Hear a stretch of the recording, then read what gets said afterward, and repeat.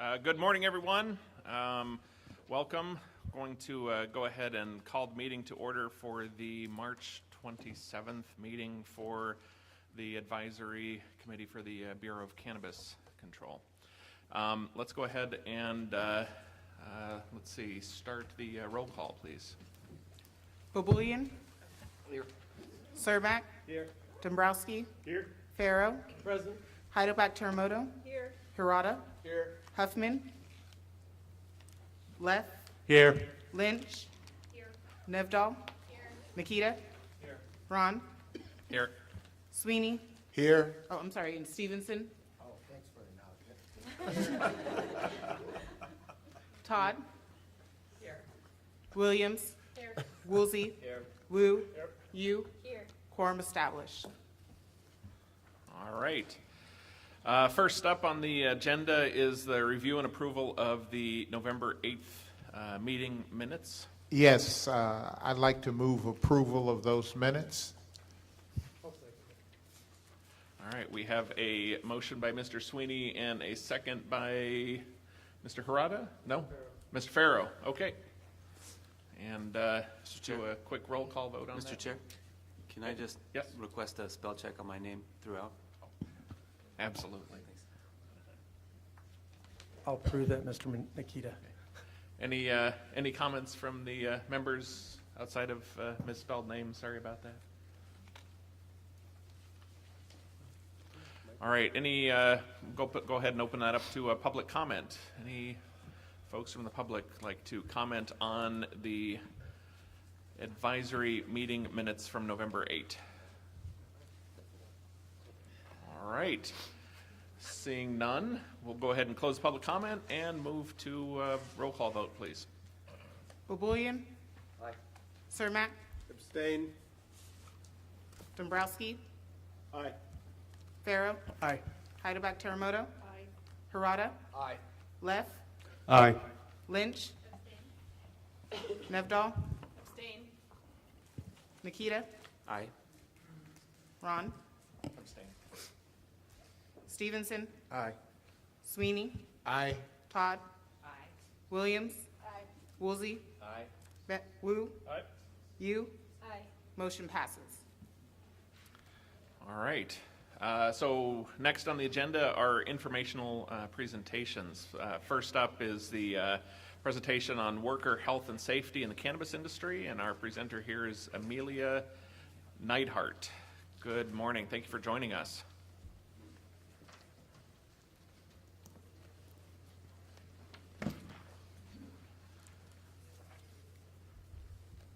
Good morning. Can you hear me? Yes? I think you need to push the button in the middle there. Got it. Can you hear me now? Thank you. Good morning, committee members. And I appreciate the invitation today to talk about the Osha program. Again, my name is Amalia Neidhart, and I'm a senior safety engineer with the Osha Research and Standards Unit. Let me see if I can move the slide. Perfect. What I'm going to talk about today will be the Osha program. I'm going to talk specifically about the Osha consultation services, tell you about our regulatory efforts, and all available resources that Osha has for cannabis businesses and employers. Now, before I go any further, it is important that I clarify there are several parts within the Osha program. These are separate entities. So we have first the Division of Occupational Safety and Health, what is better known as Osha. The Division of Occupational Safety and Health has the enforcement program as well as the consultations program. The Division of Occupational Safety and Health enforces the worker health and safety regulations and also assists employers through consultation services to comply with the regulations. Now, a separate entity is the Occupational Safety and Health Standards Board. They are the ones that amend, repeal, or adopt new regulations. And then we have also the Appeals Board, a separate entity. So any employer that gets issued a citation has the right to appeal that citation. So they use the Appeals Board. It is an independent body, and those are administrative judges.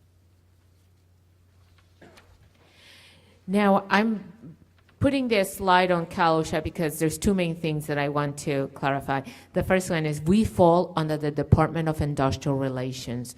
And it's important for people to know that because sometimes people will say, I couldn't find the CalOSHA website. We actually call the Division of Occupational Safety and Health. But we are under the Department of Industrial Relations. And if you're interested in finding more about our agency, you can go to www.dir.ca.gov, and then in the tab CalOSHA Safety and Health, you can click on that. The other thing, my point here on this slide is to show there's a lot of information available for both workers and employers. Both employers and workers have rights and responsibilities. The workers, as you know, have the right to a safe workplace. They have a right to file a complaint, and they have the responsibility of complying with their employer's safe work practices. Now, the employers have the right, like I mentioned earlier, to appeal a citation if they get issued by CalOSHA enforcement, but they have the responsibility to maintain a safe workplace. They do that through compliance with Title VIII regulations. One of them, you can't see it very well on our website, but I encourage you to take a look. The primary program is the Injury and Illness Prevention Program. I will talk more about it in a minute. But here in California, it doesn't matter whether you're a cultivator, retail, manufacturer, it doesn't matter whether even construction or a bakery. Every single employer in the state of California has to have an injury and illness prevention program. That is the heart of the health and safety program of that company. There are additional regulations that they have to comply, but keep that one in mind first.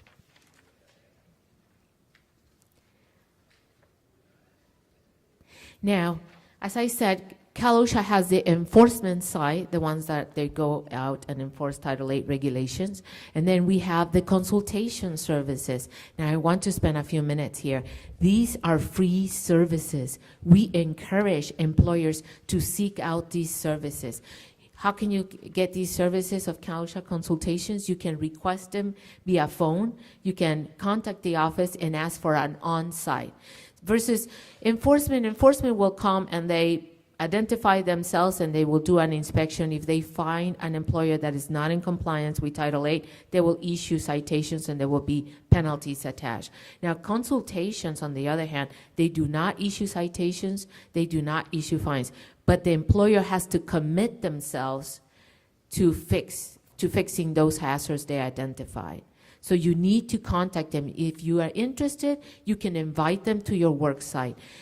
Consultations can help you identify the hazards in your workplace. They can also assess the effectiveness of your health and safety programs and let you know if any other program is missing in your company. And the most important thing is they have a lot of educational materials in our website. So if you're not interested in contacting them, you don't want to talk to them on the phone, at least you can visit their website and download a lot of the materials that they have available. They're all available for free. Now, a few moments on worker safety. Anyone can file a complaint. Anyone. It could be a worker, former employee, it could be your neighbor, anybody can file a complaint. What we encourage you is that you go to our website and to find the CalOSHA enforcement office closest to your work site. So if you're interested in filing a complaint, you need to be able to identify the enforcement office nearest you. How can you do that? You can go to our website and we have an area with whether you can either enter the zip code or the city where your workplace is located. And it's important that you know it's where the work site is, because I know a lot of workers commute. The main thing about the filing a complaint is that the information, the name of the complainant is kept confidential unless requested otherwise by the person that filed the complaint. The inspection process. Now I'm going to talk a few minutes, or actually seconds, on the inspection process because it's going to be briefly. What happens during a CalOSHA inspection? CalOSHA inspectors come and identify themselves with an ID. You should have the words CalOSHA. They're going to ask for a representative from management to be able to initiate the inspection. They have what we call an opening conference, and then They can do a walkthrough, identify hazards. They will talk with the employer back and forth. They will interview employees away from the presence of management. If there's a union representative, they will ask that the union representative accompany them during the walkthrough. And before they leave the site, they will hold an exit conference and let the employer know if there's any violation or if they saw anything not in compliance, or if they need additional information. Now, I know this is probably not going to satisfy all the questions you might have, so I encourage you, Cal OSHA has on our website what we call User's Guide to Cal OSHA. It not only talks more about what occurs during the inspection process, but it can talk about consultation services, workers' rights, and employers' rights and responsibilities. What are the most common problems found in the cannabis industry? So both Cal OSHA enforcement has already done enforcement inspections, and consultations has also provided services to those companies that had requested them. The main things that we are finding wrong is, as I mentioned, actually I mentioned about the importance of the injury and illness prevention program. So they are finding either lack of or inadequate injury and illness prevention program. What this means is that here in the state of California, every single work site, I want to stress that, needs to be able to identify the hazards in their workplace, communicate these hazards to their employees. They have to be able to train them, tell them how they're going to protect them, right? They have to provide training. And it has to be specific to the work site. If you think about it, the hazards present in a bakery or a manufacturing site are not going to be the same than on a cultivation site or a retail, right? They're each going to be specific. So it's important that these employees know what they're being exposed to, what are the hazards, how can they protect themselves. That's why we require that the injury and illness prevention program be effective. And I can tell you, Cal OSHA enforcement, this is one of the things that they'll check. They'll ask the employees, have you been trained? And you will find in some cases that the employees say, the what? No, never heard of it. Or the employer will say, yeah, sure, I have it. So it's important that you know our key word is effectiveness. It has to be effective. So that's one of the problems that they're finding. There's also problems with the means of egress or access. Imagine if there's a fire, those workers need to be able to immediately leave that building, and they're finding the doors locked. So they have to find a way to make sure that anyone can exit in the event of a fire or an emergency. There are issues with electrical hazards. For instance, they're using extension cords as permanent wiring, or there are issues with other electrical hazards. They're finding no toilets, no toilet paper, no hand washing soap. Similar to the injury and illness prevention program, employers are required to have a hazard communication program if they have chemicals at the site. It has to be specific to their site. The company has to be able to list the chemicals that they use at their work site. They have to be able to have the safety data sheets and instruct and give training to the workers so they know specifically what to do in the event something gets spilled and the event that they are exposed. No emergency eye wash, and in some cases they are using corrosive substances. There's problems with storing incompatible chemicals together, or problems with inadequate ventilation when they're using flammable chemicals or flammable substances. Issues also with unguarded or moving parts. If there is an equipment and their parts that are moving that are exposed and the workers have to do maintenance or cleaning, they have to comply with a lockout, tagout. So those are the problems that they're finding. And the last one, workplace violence. Again, like armed robberies, security, that kind of stuff. Those are, again, information regarding enforcement and consultations. Now, our regulatory efforts. In 2016, we got Labor Code 147.5 that mandated that Cal OSHA hold an advisory meeting to look into whether or not we needed new regulations or whether or not existing regulations are sufficient to address the hazards at that time in 2016 was the medical marijuana industry. So this is the old one, but I wanted to bring this up because the division held an advisory meeting and invited all stakeholders. And I want to thank both all three agencies right? The Bureau of Cannabis Control, CDFA, and the Manufacturer Cannabis Safety Branch, because we use the listservs to be able to advertise about these meetings. And what Labor Code 147.5 require, not only that we hold a meeting, that we seek input, but that we present our findings to the board. Now, once Proposition 64 was passed, we got a new Labor Code mandate, 147.6. This mandate required that we, again, hold an advisory meeting, but it specifically asked that Calosha look into addressing employee exposure to secondhand marijuana smoke. Also, to look at the risk of combustions, inhalation, armed robberies, and repetitive strain injuries. And they require that we present the findings to the board by October 1st, 2018. So as results of these meetings and these mandates, Calosha has a website on the cannabis advisory meetings. All the information about your meetings you will find on that website, and you will find a copy of the reports. And the good side is the good news is we did meet those deadlines requested by the Labor Code. The findings were presented to the board. The thing, before I get a little bit ahead of myself, I want to make sure, you can't see it very well in the slides. I'm sorry, it's hard to to show my name. But what I want to point out is that if you are interested in being interested party or participating in these meetings, I advise you to click under my name, Amalia Neihart, so you can send me an email and say, please add me to your list of interested parties, because we're going to be holding one more advisory meeting. I'll let you know in a second, or in a few seconds. But I want to make sure that, again, you click under my name, because my email is based on my last name. So you want to make sure you get it right. Now, a little bit more information on this advisory meetings. I'm giving you the slide as an example. This is the information from the January 2018 meeting that was held. We have the meeting minutes, we have the agenda, we have comments, so we accept letters, so written letters. So any letters that we received, they were uploaded to our website. And we have the handouts as well as references that we use throughout the meeting. That's with regards to the advisory meetings held by Calosha.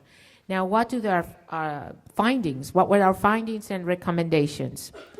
The next slide talks about the findings and recommendations. What Calosha reported on is that we need to amend Title 8, Section 5148 to protect employees from secondhand marijuana smoke. So what this means is that sometime, the division envisions sometime before the end of the year, we need to hold another advisory meeting to get stakeholder input about how to amend this regulation. This regulation currently protects employees against exposure it prohibits tobacco smoking in the workplace. So we need to amend that. The next finding was that existing regulations currently address many of the hazards identified in the industry. So we didn't find the need to develop new regulations, with the exception, again, what I mentioned, we're going to have to address secondhand marijuana smoke. And then I want to bring to your attention where it says armed robberies. Currently, the division is holding an advisory meeting and is looking into proposing a new regulation to address prevention of workplace violence in general industry, which is where the cannabis industry falls. Recommendations received to the advisory requested that we develop and post a cannabis industry health and safety webpage, which was done, and that Calosha consultations and our Calosha outreach staff continue to participate in workshops and outreach events, which they have been doing, to educate both employers and workers. Now I'll talk about the resources available from Calosha. As I mentioned, they requested that we develop and post a cannabis webpage, which is what we have on our site. And I encourage everyone to take a look, because I'm going to go really fast on the information available on this site. But the main thing that I want to bring to your attention is, again, the Injury and Illness Prevention Program. It's listed right there. It can direct you to resources available that Calosha has so they can develop them. And then also it has a list of some of the hazards that may be applicable to your site, because not everyone is going to have the same hazards. These are just a suggestion. But I encourage you to please, which is the next one, call Calosha Consultations. It's free. you can talk to them on the phone. And it's very critical that I emphasize this, because if Cal OSHA enforcement comes and inspects your site, which they do unannounced, and you call consultations at that moment, they're going to say, sorry, we cannot help. So do it before. They can look at the programs that you have. They can tell you what you need, and it's all free. And more important thing that I particularly feel passionate about this is they can help you tailor it to your particular work site. They will help you to make sure that they address your particular hazards. You have the information there on that slide. There's even an 800 number if you want to contact them via phone. Now, let's say, I know there's going to be, particularly in this industry, some people that might be fearful to contact Cal OSHA consultations, even on the phone. So please go to our website. They have what we call an e-tool, electronic tool, that can help you develop your injury and illness prevention program. And I'm going to tell you just a little bit of a funny story. A lot of people say, oh, I'll go to the website, print it out, and I'll be in compliance. I can tell you from experience that, yes, you can have a form printed out, but it's empty. It doesn't address or list the hazards from your work site. You don't want to find yourself on that category because, again, it will be inadequate IIPP, but it's available. And lastly, we have received calls, and I'm sure you're aware of this, about the Cal OSHA 30-hour training. Cal OSHA doesn't give this training. What we can do is we can direct you to the federal OSHA website. They list the OTI centers, that's what they're called. We cannot endorse one center over another. But it's very important that I point out, these are the basic training that you will get, the 30-hour, make sure obviously you don't take accidentally the 30-hour construction training, because it's not gonna help you. But the general industry 30-hour, right, it's going to be the basics of your program. What I need to alert you is that it will not be enough to comply with our Title VIII regulations. Why? Because they need to be specific to your work site. So they can give you general background, they can direct you to go and see different Title VIII regulations, but make sure that at the end of the day, you look at your particular website to be able to comply with our Title VIII regulations. And that's it. Any questions? So Amelia, thanks. And thank you. I know we've talked some time about the OSHA 30-hour requirement that we moved last year along with some of our partners at this table. I think one thing I want to make sure that the audience gets, and I think this is really important, a value that we provide to the people who are either streaming or here in person, is this isn't intended to scare you. The reason we supported the idea of creating this training and integrating with Cal OSHA is the fact that this is an industry for years that has been in the dark, right? And they've operated with procedures that haven't necessarily set them up to be the safest operations as possible. They've been operations to make them maximize their outcomes. But you need to see this agency and a lot of the agencies we have as a partner. I came from an industry that had high hazard explosive items. I've had 30-hour training. I've dealt with confined space. I've dealt with, having egress blocked and dealing with that. But I also know what the agency does. If you invite the agency into your facility, they're not going to cite you for anything they find while they're at that facility. They're going to tell you what needs to be corrected, and you will give you the opportunity to correct it. So you don't find yourself in a situation where you have an explosion or a fire, or somebody have a spill that mixes with another chemical, and you end up having with a real serious situation where workers are injured, your investment is damaged, and the community loses confidence in you as an operator. So one, see them as an asset. And so one, we really appreciate the work you do there. Two, I think my best recommendation for you that haven't dealt with it, if you do find yourself in a situation where you're being under an audit and they're investigating shortcomings in your operation or an injury or illness, the last thing you want to do is lie or cover up. The agency is there to correct the situation and make sure it doesn't happen again. The worst thing you can do to your business is lie to this agency and get caught. So whether it's having face-fitted respirators for your workers and they're sitting there, you never had anybody face-fitted properly, make sure you tell them that they weren't face-fitted. And they'll tell you why in the future you need to make that happen. If you have the equipment there, people need to know how to use it. If you have the data there, they need to know how to use it. Having it is not enough.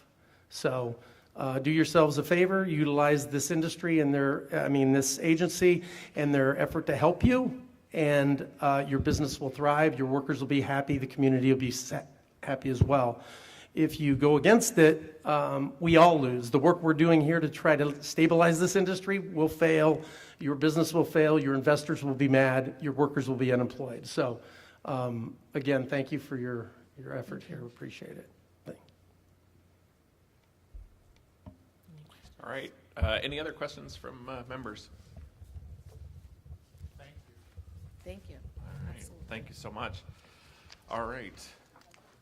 Do we have any public comment on the presentation this morning?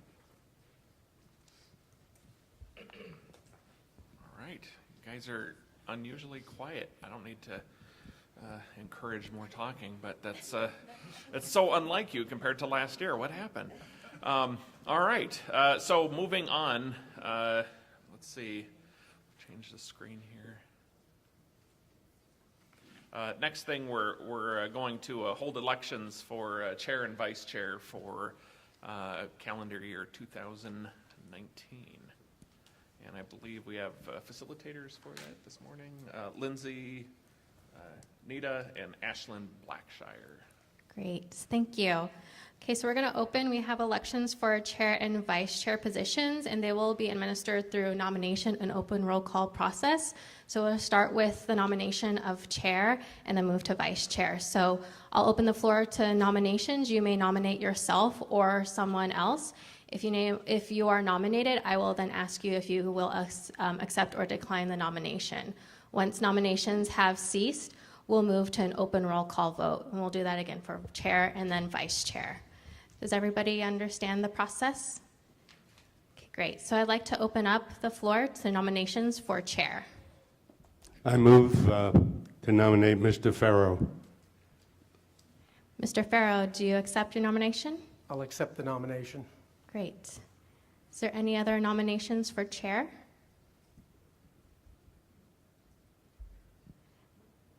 Seeing none. I'm actually, you're allowed to give 1 minute speak for 1 minute. I forgot. I'm sorry. Tell you us may about yourself. tell about if you would like. You do not have to speak, but you are allowed 1 minute to speak up for yourself. Sure. One, I would like to thank the chair for the work that he's given to this committee and to the public. Serving in this position, especially being the first person, it's not easy. It demands a lot from you. As you said, the community, the way they responded and having comment this time is much different than we've had in the past. So, the groups are much bigger. So I really appreciate the work you've done, Ron. I think it's a good time for a change. I deal with cannabis full time in my day-to-day operation, and I am blessed to be able to work with people in every aspect of the people that sit on this committee. So whether it's public health, whether it's law enforcement, whether it's operators, whether it's people dealing with laboratory technicians and testing, whether business professionals and other labor, I deal with them every day, dealing with cannabis around the country. So I think it's a nice shift to have somebody who does this full time to be able to be an advocate on behalf of our fellow members and the community. So thanks. Thank you. With that, we'll now move to roll call vote. All right. And this one, you don't have to say nay. You can just say aye or be absent on that one because there's apparently no competition, Mr. Farrow. So have the roll call vote, please. Babulian, Aye. Cermak, Aye. Dombrowski, Aye. Farrow, Aye. Ida Termoto, Harada, Aye. Leff, Aye. Lynch, Nevdal, Nikita, Ron, Aye. Stevenson, Aye. Sweeney, Aye. Todd, Williams, Woolsey, Wu, Yu. Motion passes. Okay, thank you. Mr. Farrow, you are the new chair for the Cannabis Advisory Committee. I guess, thank you.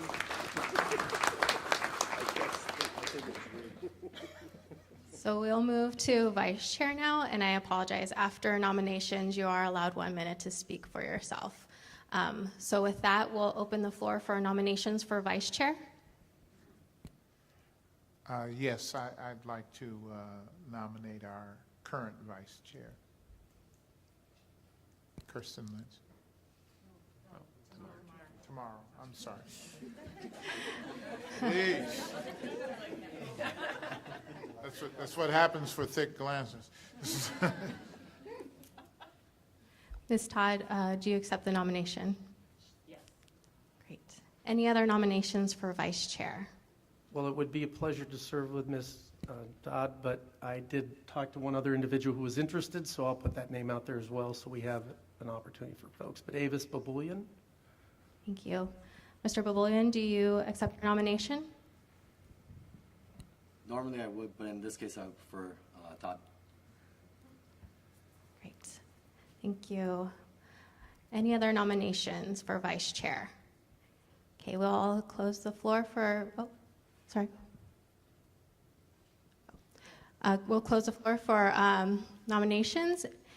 Ms. Todd, would you like to speak for a moment? Sure. I would also like to thank Matt for his service as chair last year. I know that it was challenging, certainly in the year, and I think for the committee as a whole, it was challenging because we were, I think, unsure in our role, and there was this huge task with the agencies, had an incredible amount of work in rolling out the rules in a time frame. And managing that process and how we gave input into that process, was difficult and challenging.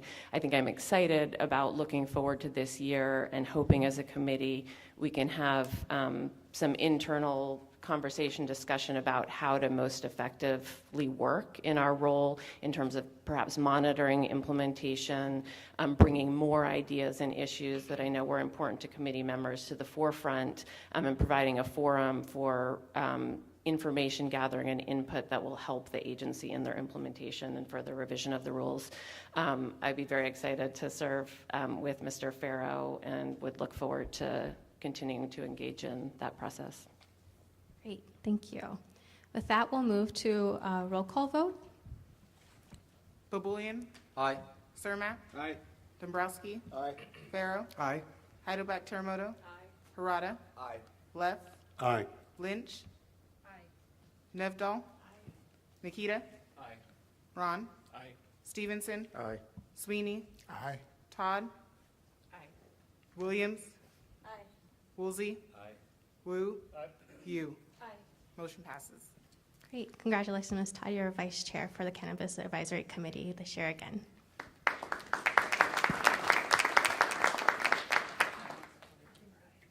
All right, do we have any public comment on the election? All right.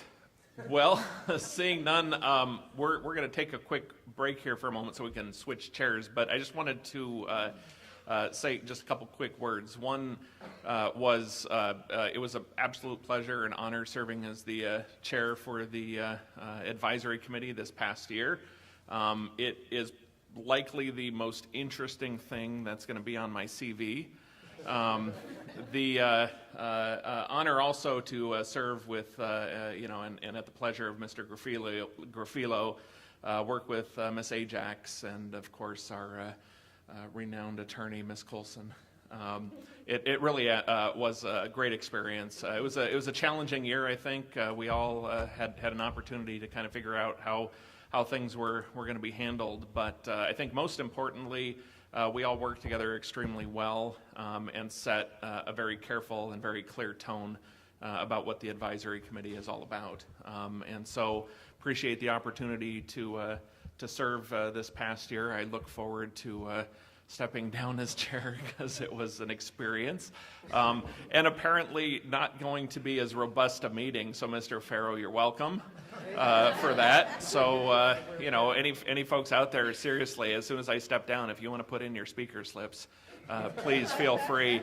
But genuinely a great experience and appreciate everybody's confidence in me last year, and hopefully I served to your expectations. With that, let's take a quick 5-minute break to shuffle things around. Well, thank you.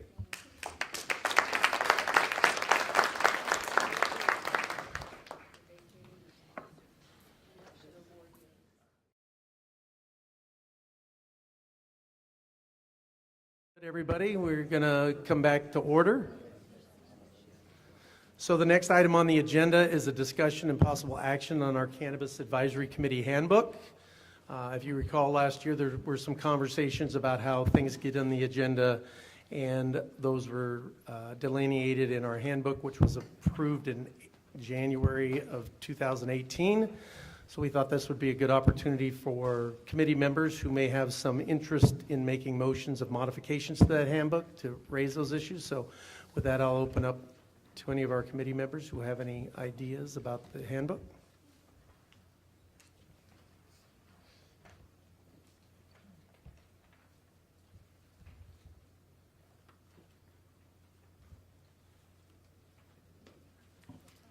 It's a good work product.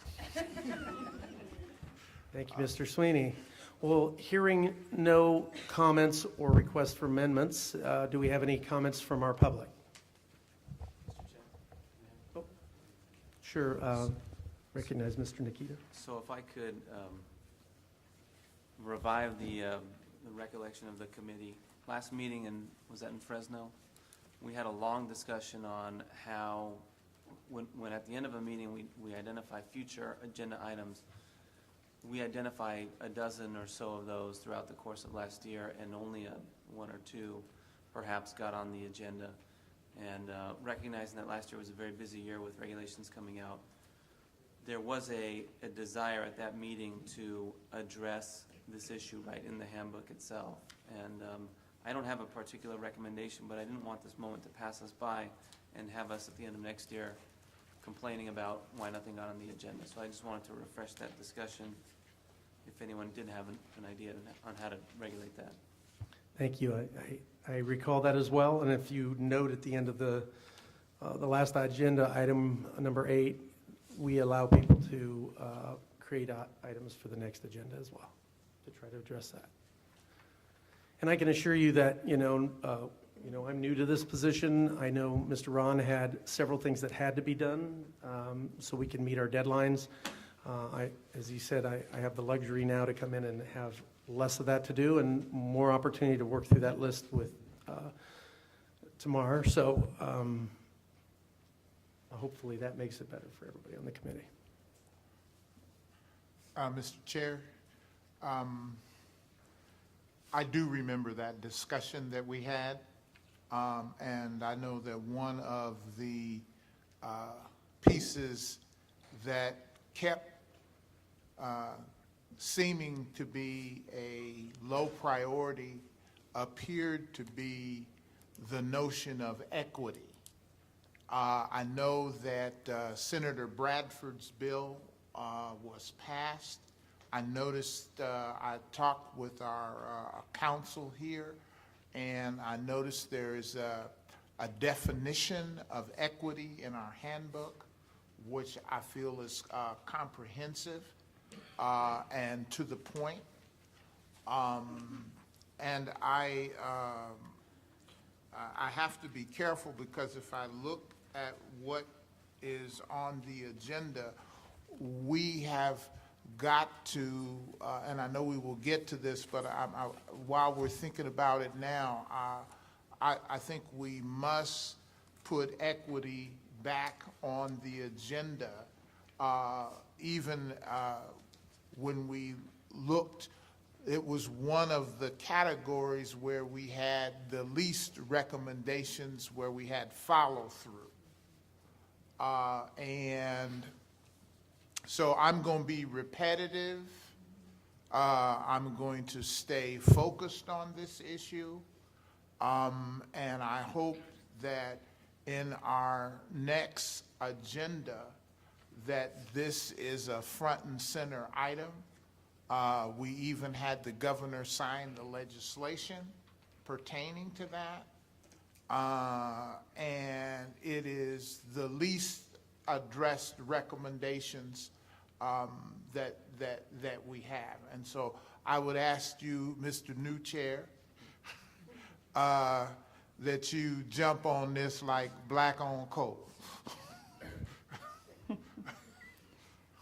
Can I just make one quick clarification? That definition of local equity program is actually in the Equity Act itself, in the statute. For those of you that have copies of it, you'll find it in your book. Yeah. Not in the member's handbook.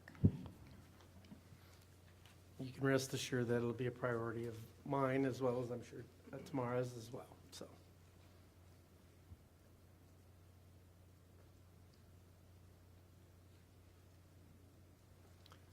Okay, any other comments by the committee before I move to public comment? Seeing none? Please. Every other committee that I've worked on or board that I've worked on left the agenda to the chair. And that has basically always worked when the board members are willing to continually put forward what they want to have on the agenda, and the chair is benevolent. And I don't think that there's any other really workable way to do it than proceeding with the chair having that discretion. Thank you. Public comment? Please come up to the speaker's desk. For public comment, please take a seat in front of the speaker 1, 2, or 3. I'll call you moving in the order of speaker 1, 2, and 3. Each speaker gets 90 seconds to chat, to make a public comment. If you have any questions, please form them as a way of, in a comment. Committee members are not allowed to answer or respond to the public comments. The timer on the table will indicate how much time you have left. And if you would like to make a public comment, please stand up and start a line behind the speaker chairs. With that, I'd like to start with speaker number 1. Good morning. My name is Dale Schaefer. I'm an industry attorney. Last week it came to the attention of the industry that vape cartridges are now going to be an issue as of July 1. The cartridge is being held out and defined as a package rather than the product by the DPH. And for the retailers I represent and the distributors, these vape cartridges represent a large portion of their cash flow. And currently vape cartridges do not contain the warning or the label that it's a cannabis label. And so if July 1 is going to be required, there's marketplace movement already for cartridges that are in the retailer's possession. Distributors will then have to add that to their quality assurance review after COAs to make sure it's on those cartridges. And then if you have cartridges without that on July 1, then I'm sorry, we're only taking public comment on the handbook at this moment. Right. Yeah, I didn't want to interrupt your flow, but the reality is this portion is just to talk about the handbook that we have, and then there's going to be the next item will be about items not on the agenda that we. I thought we had gotten to that point. Thank you very much. Okay, no worries. So yes, please, only public comment in regards to the handbook at this moment. Speaker number 2. Good morning, my name is Brett Burning. I work with Vangst, VANGST. Vangst is the cannabis recruitment technology platform. And I wanted to comment on the equity definition or discussion from the handbook, and I have not seen it, of course, but there's clearly some equity programs happening in the California communities that are getting more attention, and I wanted to just put it out there that April 26th, there's a Cannabis Equity Summit happening in Oakland, an all-day equity summit and expo. So I guess that was part of that. Thank you, Mr. Sweeney. Thank you. Any other public comment on the handbook item? All right, thank you. Well, seeing no other public comment and not having any actionable items for item number 5, I'll close that item and move to item number 6. So item number 6, we're supposed to be discussing our meeting recommendations for 2019. In your binder, there are 3 additional dates or bracketed areas and dates that are proposed.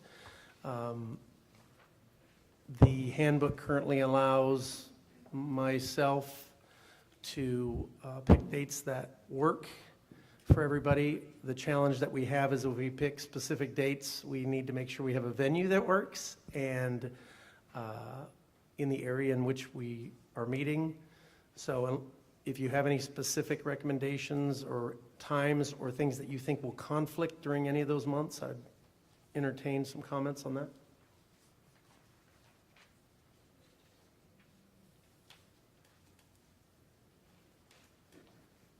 Mr. Wu? I didn't know if I should have spoken up last section of this one, but it's kind of related to both. But, last year, at some point we were referred to as the Rules Advisory Committee, right? Because our purpose was really to come together and help advise BCC on all the different rules that were being put into play, how it would affect, the public, how it would affect all the stakeholders. Now that a year has gone by, nothing's set in stone. We're still working on getting things better, right? But I believe the intent still is to advise on rules, right? And I just want to try to at least start a conversation where we avoid some of the mistakes possible. Mistakes is a strong word, but avoid some of the things that happened last year, right? Where we get bogged down on certain things that we have zero ability to impact. And that really matters, and it comes up because when we look at the proposed schedule for this year, we only have 4 meetings proposed, right? And so we're going to have to do, though there's probably less things to deal with, but there's still some big challenges that we have to do a lot of things with less meetings, right? So I just want to bring up that conversation and set expectations internally as a group that, right, that's the mission here, is to stay focused and try to work on rules and accomplish things we can actually accomplish and not get bogged down into long discussions about legislative issues where ultimately we have to, go amend, state rules. So I think I just want to start that conversation and try to. So one, we're statutorily required to have a minimum of 4 meetings. Right. So that's why that's all we show. Prior to being chair, I had really no control over frequency. I know we've all had input. I can tell you that my vision would be to have meetings as necessary if we can get them pulled off and the department can get us a facility that will accommodate it, be relevant to the issues that are arising, so that way our input could be used by the agencies to make regulations or legislation or find sponsors. I also think subcommittees might be a good opportunity. So some of these issues that haven't been dug into deep enough might be good for us to have some subcommittee meetings that are not necessarily on this recommended calendar and allow them to come back at the regular meetings to report to us on what the public input was and what their feeling is. But that's how I would see this next year work, because we do have a set of regs that are kind of in stone now. We're not running through a bunch of temporary or modified. We have an opportunity to dig in now and really make some recommendations that are specific, not trying to hit everything at once. Great.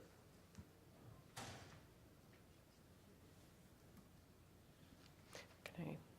I just wanted to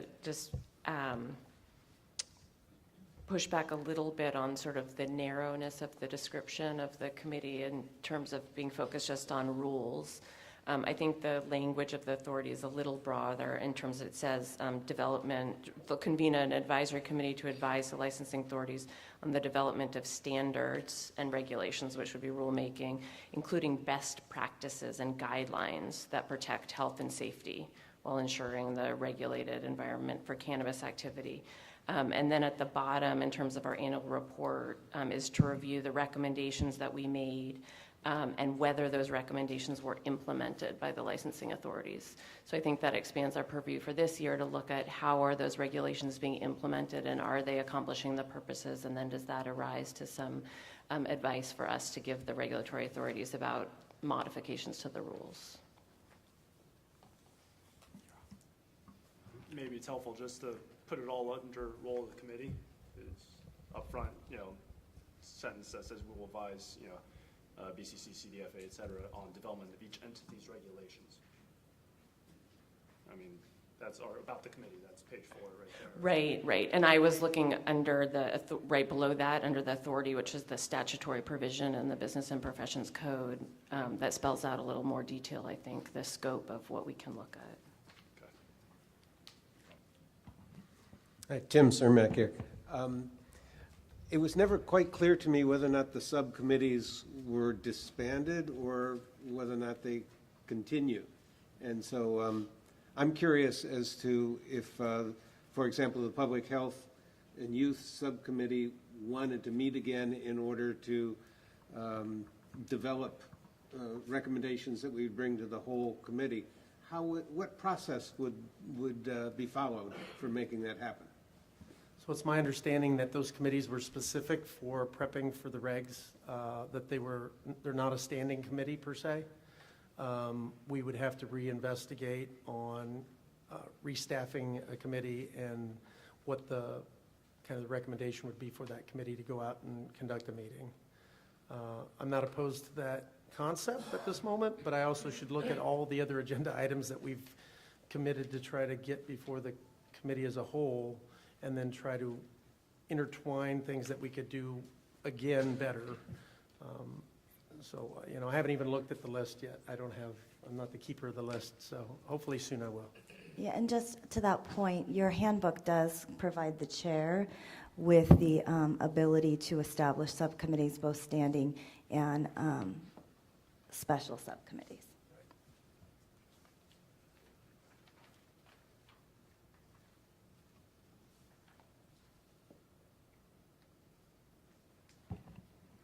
Mr. Chair, I have a question. So if we would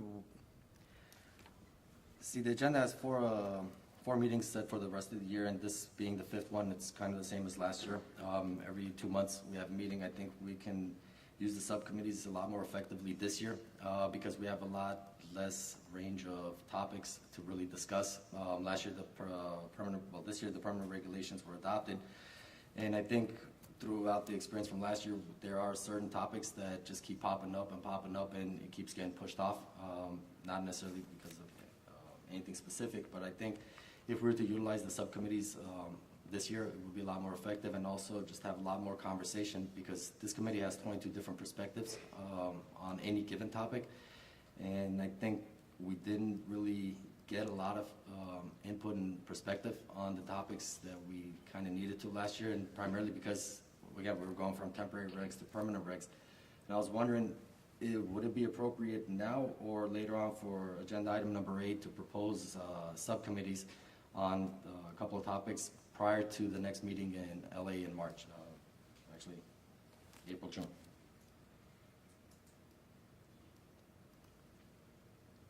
What did you have in mind?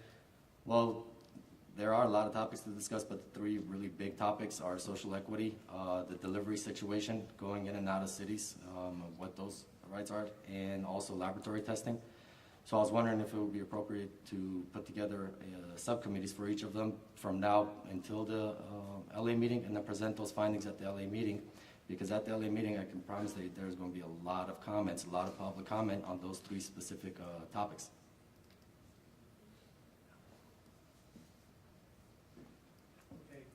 Sorry. I just wasn't sure if this conversation is limited to this document, or... No, I think the purpose of the item number 5 or 6 was to talk about possible action on meeting recommendations. I think subcommittee is a little different than a regular meeting. We probably need to look at, again, if I look at that list and there's several things, I agree with you. I'd also say the Native Nations issues has been something that's come up and hasn't been well looked into. So the beauty is that we have a new governor. A lot of the stuff that we were moving had to do with what the governor had an appetite to approve, I think, as well. So it'd be good for our committee, or at least our representatives, maybe to have a conversation with the new administration on things that they would like us to try to tackle as well. And I would imagine several of the things you just raised would be things that the administration would like us to tackle if we're up to it. So. Right, just to follow up on that, and I understand additional, but one of the restrictions and constraints that we have as a committee is we're really only allowed to talk about what's on the agenda item. So from now until the next meeting in LA, which is between April and June, If we were to wait to have that conversation by the time we have the LA meeting and then set it for the next agenda item, that conversation really ends up happening 4, 5, 6 months down the road, where we're kind of not, for lack of better words, to not waste the next 2 months, get into the next meeting. I think with the committee and the input and the interest from the different stakeholders, I think there are certain subcommittees that we could put together, have that conversation next month, and then present the findings at the LA meeting. In that interim, in the next 2 months, have conversations with the governor's office, the different bureaus, take that input, and then now at the LA meeting, we can set it for the next agenda item. And I think that's right. I don't plan to wait until next meeting to start putting those subcommittee meetings together if I can. But I do need a little bit more than today to figure out how we do that and where we do it and where it makes sense for the people that would be most interested in participating in those. So obviously, Mr. Sweeney is going to be dogged on the issue of equity, and so, you know, he'd be a natural for me to ask to serve on that committee. I know that you and I have talked about the craziness of LA in the past, not necessarily in our role here, but just the craziness of what's going on in LA. And so I would imagine you'd probably be a good person to tackle the issue of equity as well. So that way we get some resolution. But there are a couple other ones that I think we need to, you know, Dr. Cermak brought up the issue of youth and things of that nature, and I think it'd be important for us to deal with that. I can talk experience personal about the illegal market and the access to youth from personal experience with children of my own. So, you know, I know that there's a lot of things that we want to tackle, but today might not be the day for me to schedule them per se. I'd like to meet with the folks and start that. Sorry. Also curious as to, you know, even though the rules are final, right, nothing's really final because there's always going to be more feedback, as we already started hearing, that, you know, people would like to figure out a way to make certain changes. What's the feedback loop, or how do we help BCC, or what's that conversation, what's the process that, you know, those proposed rule changes come up or get brought up? Or is that really not our place, and that's just, hey, please email BCC and submit your comments there? I guess this is more a question for Jax or someone. Well, I think on items not on the agenda, we might hear from a few folks today on things that they think the regs need correction on. I think we can put on our agenda in the future to discuss what our committee may think need to be addressed. Ultimately, we would have to find a sponsor if we were going to do it as a committee, recommendations.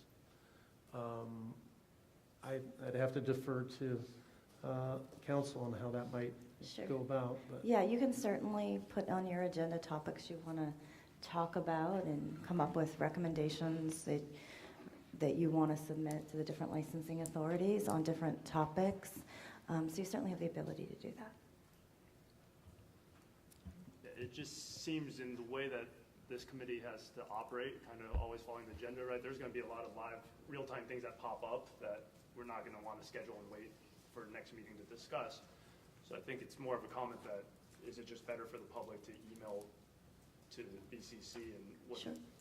Sure, I know all the licensing authorities have email addresses and phone numbers you can call to provide feedback, and letters work too if you want to mail them. So we're always reading any information that's submitted to the different licensing authorities and considering it as we're determining, you know, the course of action that we'll take in the future. So we do encourage people to provide feedback to us directly. Excuse me, Chair Farrow.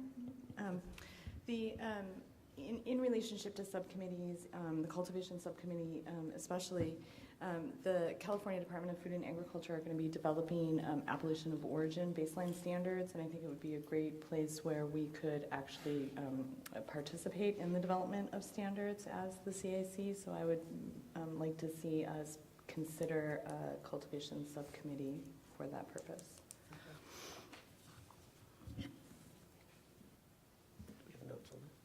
We have that in the record. Okay, thank you. Just in regard to the question regarding, since we are on agenda item number 6 on meeting recommendations, I think while we, would defer to the chair and vice chair on the scheduling of those, I think maybe the motion should be, though, if it's the will of the body, that we'd like to see those subcommittee meetings scheduled in addition to the 4 that we have outlined herein. Fair enough. Somebody want to make a motion on that?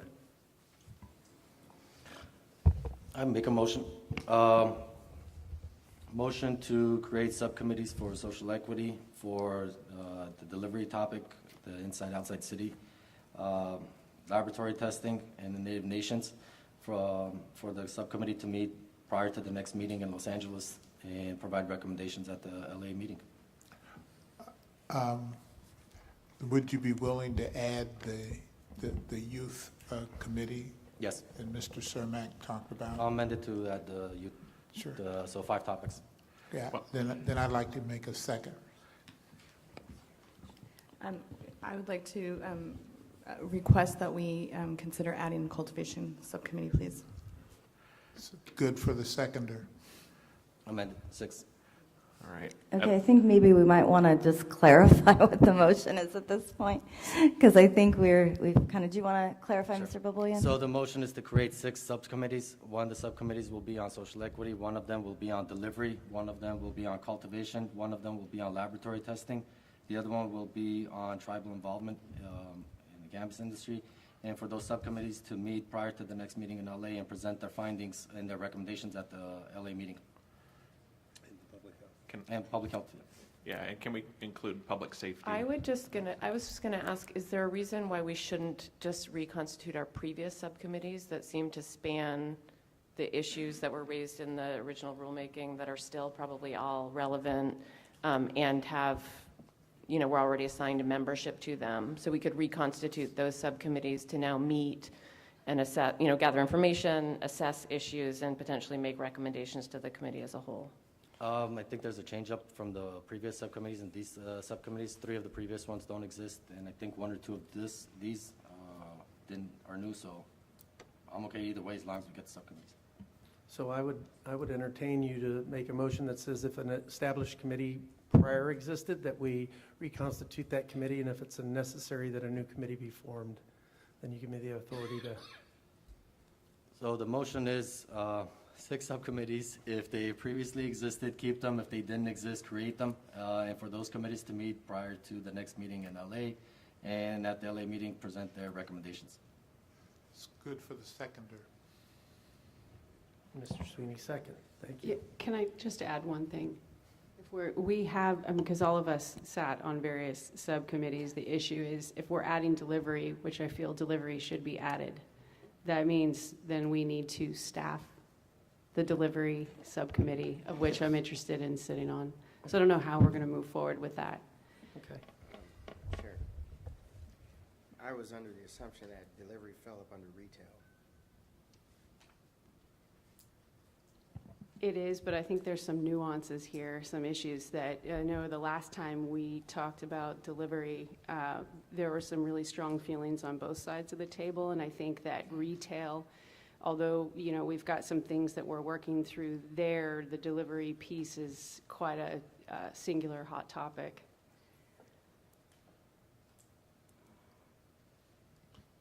So what I'm hearing, we want to narrow the scope from retail and not have the broader discussion subcommittee on retail, but to focus on the particular delivery aspect.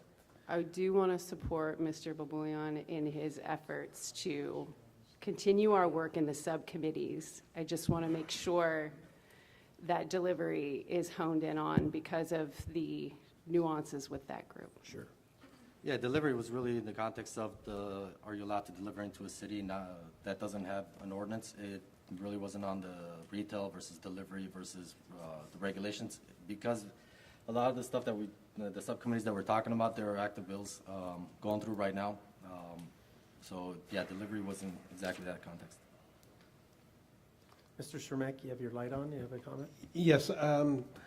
I'd like to suggest that we not put that date on it, that all of these are going to be meeting in the next 2.5 months, and all of these are going to be presenting to the full committee. That could be a burden on the Bureau to be setting them all up. And it could be that we'd have so much presentation at the committee meeting that we wouldn't get through everything. So I'd like to suggest that we not put that date on it and permit the committees to work with whatever level of urgency they would have. You know, a subtext to this is that I'm going to be unavailable for the next 2 months, and so I would prefer the Public Health Committee maybe to wait 3 or 4 months before meeting and then present at the meeting after that. But it would give each committee the right to decide their own timing.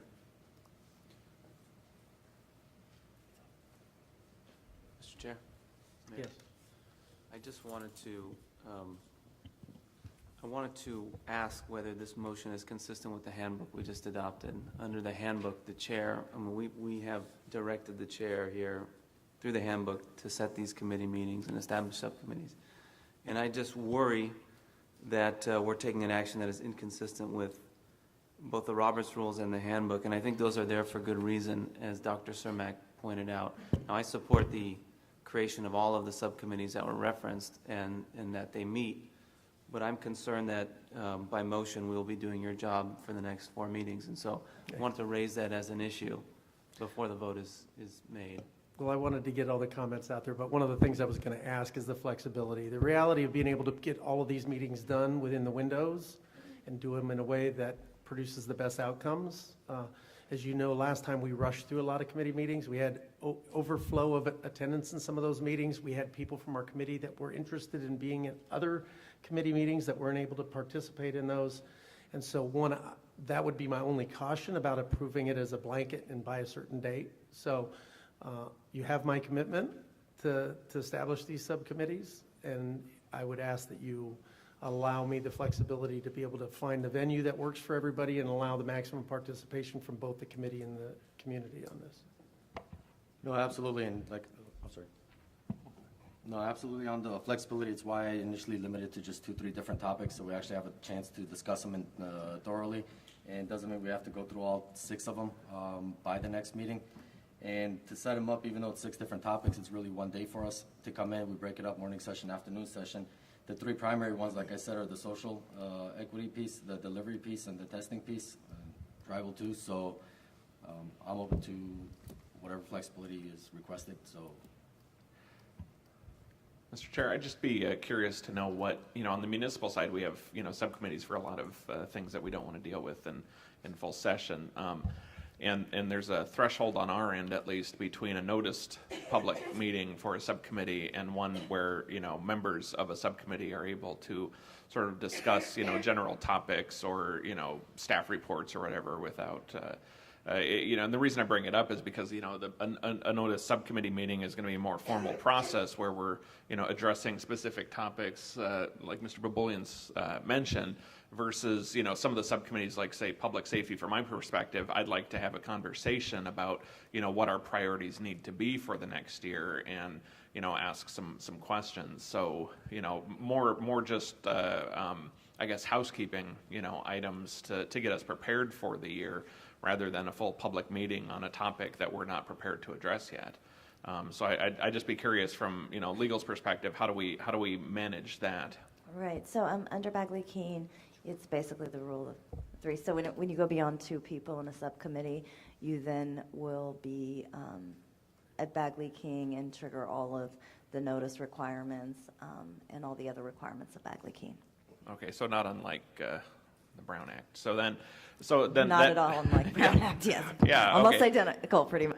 Good, because if that's the case, then maybe, we don't want to necessarily burden, either the public or staff or the members with, it sounds like 6 to 10, noticed public meetings between now and our next meeting in Los Angeles. And I think just for efficiency's perspective, I wonder if maybe, and now maybe the proper venue to do this, or maybe it's just, by, email notification to the chair and same as Ajax, but But to say, I would say for public safety, for instance, I would be interested in, being one of the two members for a quick discussion on that topic to see where, what the issues are for this year, what our plans are for this year, and then, come up with that before we have a, fully noticed public meeting. Because right now I could see us spending a lot of time just trying to formulate our thoughts and what our priorities might be. To do that, publicly would be a waste of a lot of folks' time, because we just need sort of, like I say, that housekeeping to get done first. And so I'm wondering, in some cases, there's urgency with some of these subcommittees, and topics, I realize, and in others, as Mr. Cermak had mentioned, there's less urgency with those. So, just so we don't paint ourselves in the corner of having, 6 to 10 public meetings the next, couple of months. Yeah, my bigger fear is that, you already work in the world of Robert's rules and government, and maybe understand the discipline of just keeping to 2, but the minute we talk to one other committee member about it, even though we're trying to come up with kind of a proposal for us to bring back to have a more robust discussion in a broader, open public forum, if it opened before that, then we could have people complaining that too many people. So that would be my only concern about agreeing to it that way. I think you guys have the right to talk to one other person about something if you wish to in advance on public safety, if there's a person here you want to talk to, but keep it very narrow. Don't go beyond it. And let me remind you, though, that person you talk to can only talk to you. If they talk to anybody else, you're going to end up in a serial meeting. So you have to be careful about that, as well as relaying messages to third parties. So if you've got third parties that are talking to more than one committee member, and that can also end up in a serial meeting. Really, Bagley Clean requires the discussions to be at the public meeting. Well, and that's why I'm wondering if maybe right now we, across these topics, select a chair and vice chair, much like we would for the full committee. Select a chair and vice chair. We all have, had the opportunity to work with each other over, the past year. For the topics Mr. Baboulian was mentioning, I'm fully comfortable with him, taking the lead on that from, the tribal perspective. We have representatives here, who aren't here today, but, who represent that issue well. So I'd be very comfortable having those leads take the, take the opportunity to have those conversations among themselves and bring back to, the larger group those recommendations. And Mr. Baboulian, I realize the timeliness of some of your other issues, but again, those we could deal with separately. But for the rest, public health and others, we're not going to pile everything onto our meeting in Los Angeles. So again, just for efficiency's sake, maybe we, identify those subcommittees that we want to bring back, and very quickly here today, see if we can identify a chair and vice chair that's willing to serve in those roles.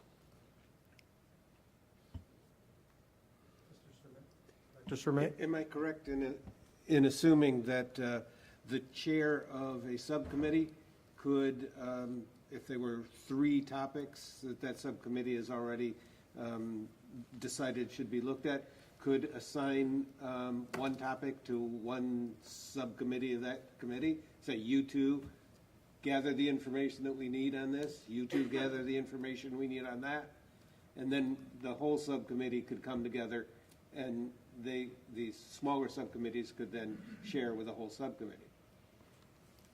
I don't think the handbook currently allows subcommittee chair people to delegate to other folks to be sub-subcommittees and so on. I think we need to make a decision if there's a subcommittee, and then that committee functions as a committee.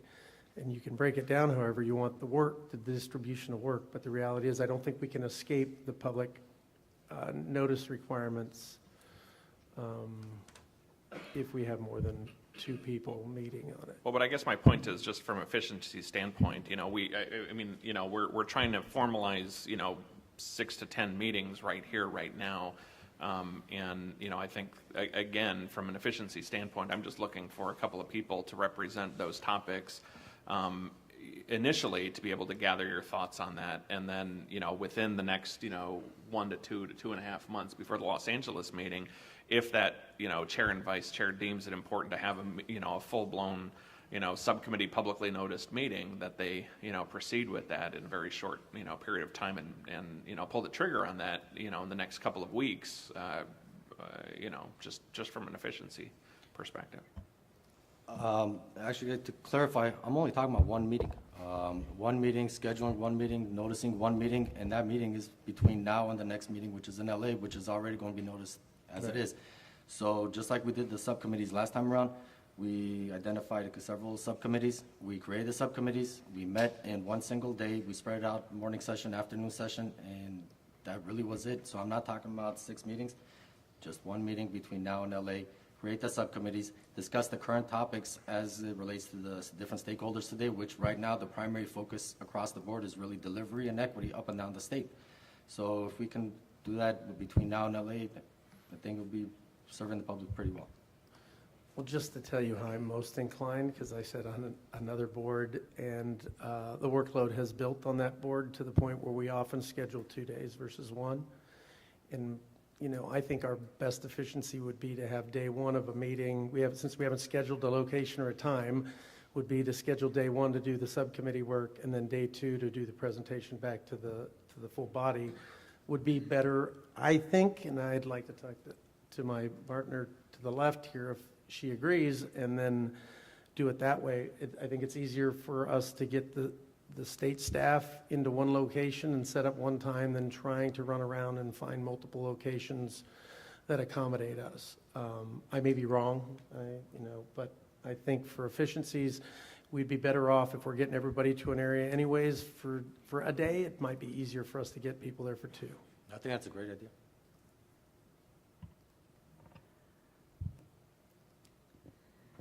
I just respectfully, if we're talking about a cultivation subcommittee, especially if we're looking at standards, holding that subcommittee meeting in Los Angeles is going to eliminate the ability for a heck of a lot of cultivators to participate in that meeting, especially the cultivators who are probably most interested in appellation of origin, which are the outdoor cultivators, which LA has 0 of right now. So I do have some concerns about how that would play into the ability for that committee or subcommittee to be effective.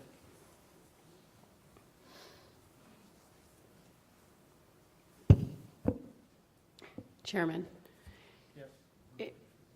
Would it be an efficient use, Kristen? Would it be an efficient use of our time to figure out if there are there subcommittees that do not need to meet again? Are there some that we can cross off and then we can plug in some of the other pieces, like the tribal nations and delivery? Are there parts that we don't need to reconvene? I don't think there was a plan to reconvene all of them, because there was several more. I think delivery, like they said, was part of retail, but packaging, obviously, we're not talking about that today. Not that there's probably need for some discussions about packaging challenges that are faced by the industry and by consumers and so on, but I think and I do hear Ms. Nevedal and the challenges for that group to be there. And again, I think we talked about they don't all have to be done by February. It might be done when we have another Northern California meeting. But my thought is if we can do 2 days together to bundle these up, it might be better for all of us and staff, and if we could do it thoughtfully about where the most likely participants would come from, then that makes sense as well. Mr. Chair? I just want to go on record that I, personally prefer that all of the items be taken up initially by this committee, and that the subcommittees be quite limited. And the reason is that some of us have interest in more than one subcommittee, and if they all meet at the same time, we wind up not being able to give appropriate input. I'm the only public health, quote, expert on the committee, and there are a number of issues in the subcommittees that I would like to have input into. I know we can do it after the subcommittees report to the whole committee, but that still leaves the fact that I haven't had some input into the subcommittees. So the less that can be done in subcommittees and the more that can be done on a whole committee basis, even for discussion of important issues. I would suggest that priority issues be brought to the whole committee, and that those issues that appropriately cannot or should not or are better discussed at a subcommittee, only those go to a subcommittee, and that most important issues come to the full committee. Thank you. To add a little to it, that was the entire intent of what I started with this motion, and that's why I limited it to 2-3 different topics. Those topics specifically relate to LA more so than most other parts of the state. Cultivation, I agree with Ms. Nevedal. Having that conversation in LA serves the Northern California population absolutely no good. So, and by also limiting it to 2 or 3 subcommittees, it's also not obligating the entire committee to be present. And the follow-up to the meeting, the main committee meeting is, once it's discussed, I'm not talking about a formal report, it gets discussed in subcommittee, but then because now it's on the agenda for the main committee, it gets the ball rolling on a conversation to be had amongst the committee and with the public listening in and providing their input on it.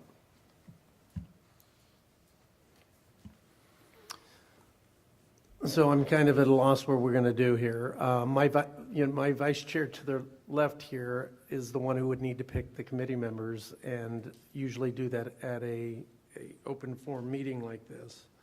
The committee members and the subcommittees, those don't have to be done at a public meeting. You have the power to do it, yeah. Okay. So if we established what subcommittees we're going to meet, then apart from the meeting, I could get feedback from everybody what committees they want to be on and assign it? Well, I think if people want to express interest, that part should be done in a public meeting, but the actual appointment of who's going to be on the committee, you can make those decisions outside the public meeting.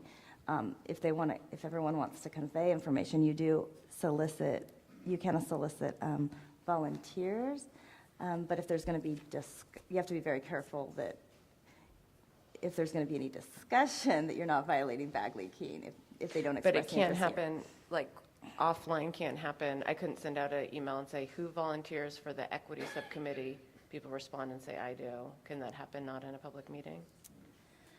You can do certain administrative tasks, but you do need to be careful that you're not creating a serial meeting. So the best way to do that is just ask for people to express interest at the meeting. But the actual determination of the subcommittee, that there will be a subcommittee, the establishment of that can be done by the chair and doesn't have to be done at a public meeting. And the decisions as to who will be and the scheduling can all be made outside of the public meeting forum, as long as we're following Bagley-Keene.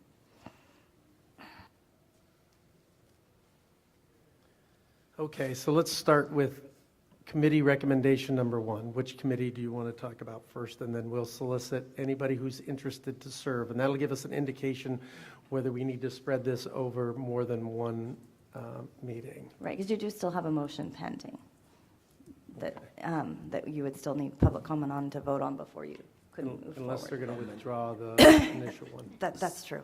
So to amend the motion is to create subcommittees on equity, delivery, and testing for that subcommittee to meet prior to the next meeting in LA at any time, whether it's day before or sometime in between, as convenient or as established by the chairs. And for those subcommittees to present their recommendations at the next committee meeting in LA. And those committees are equity, delivery, and testing. One more, I didn't catch that. Equity, delivery, and testing. The others to be spread out throughout the year as appropriate. Okay, so I think you had a motion pending, so you're withdrawing that motion and reconstituting it sounds like. And it sounds like your new motion is that equity, delivery, and testing lab subcommittees reconvene, or I guess are appointed if they're not already if they weren't previously appointed, and that they meet before the LA meeting, and at the LA meeting provide their recommendations or feedback to the full committee? Yes. Okay, so that's the second. motion, and it's been seconded by Mr. Sweeney.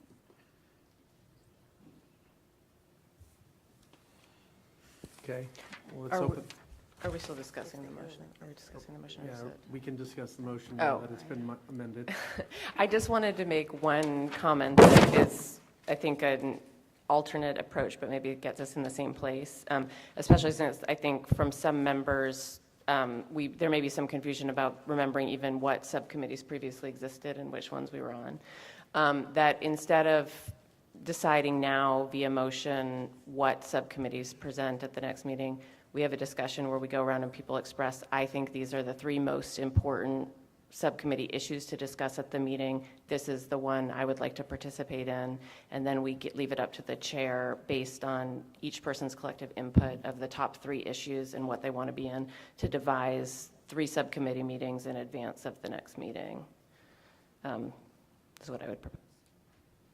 The only issue I would take with that is that the equity delivery topic are prime front and center in LA. That's the biggest issue right now in LA, in Southern California in general.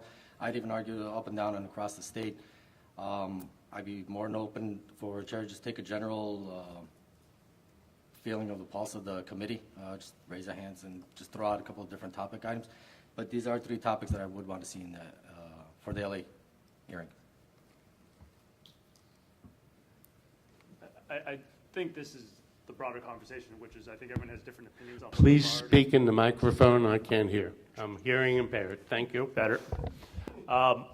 It's a bigger conversation about priorities, and I think we all disagree, or not necessarily, but we're all trying to figure out what are the top priorities. And thinking about it, before we get into what we think the top priorities are, I would love to hear from, whether it's BCC or someone, kind of a state of the union. What is working? What's not working from your opinion, right? Because then we can certainly tell you, well, we agree with you or we don't agree with you, and this is what we think isn't working, right? I mean, I think on enforcement, I think that's a big issue, right? I would probably put that ahead of a couple other things. This is, I think, what we need to decide. What are the top priorities that we want to address first? And then we can do subcommittees, because right now I feel like we're just creating subcommittees, go tackle all these things we want, but that's not efficient. I think the theme for 219 really should be about efficiency.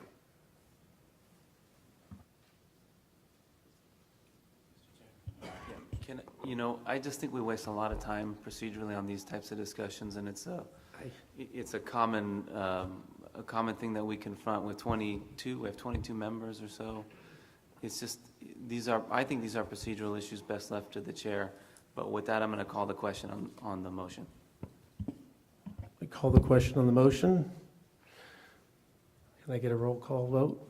You're going to Oh, we need to have go to have a public comment. Yeah, so let's get some public comment. Any public comment on the motion?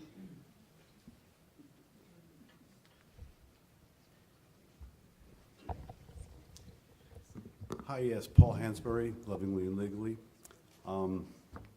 It's good to see you all again.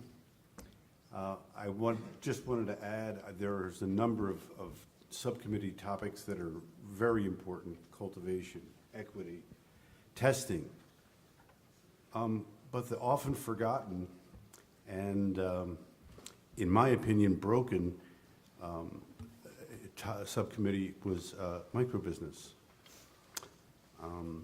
I don't agree with the current definition, and I think that there's a lot of work that needs to be done on the microbusiness license. Thank you. Thank you. Speaker number 3. Hello, is it on? No. Sorry. Oh, this right here. Sorry. Hello, good morning. I think it's still morning. Susan Tibbin. I'd like to address my comment particularly to the concern for the issues in Southern California, which are meritorious. But the problem is that the rural counties in Northern California, the Emerald Triangle, what we're known for around the world in terms of the kinds of flowers we grow and the kinds of medicine we make, we are precipitating a disaster unless we include that area as well and look very seriously at the drastic economic consequences we're already seeing because so many thousands of small operators are completely shut out because of the very, very onerous regulations.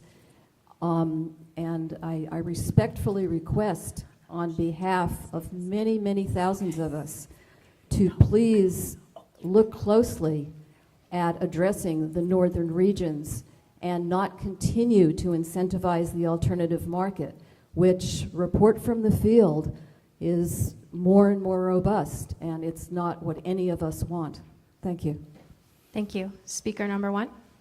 Thank you. Good morning, everyone. Patricia Brooks, Head Cannabis and Technology Advisor for Alameda County Supervisor Nate Miley. And I just want to echo and support the reestablishment of the equity panel as per what Mr. Sweeney mentioned. I just want to make it clear that I think all of these things are very important. I've been suggesting this probably the first day I met Chief Ajax, that we needed to have equity. And she's been very supportive of that. Things cannot move unless all boats rise together.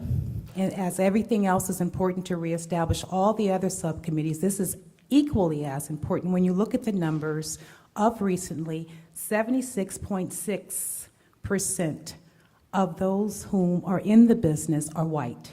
8.1% Hispanic and Latino, 7.3% other, 4.8% African Americans, and 3.2% Asian. We must do better to protect the market and those that are entering the market. These are not numbers that are hyperbole.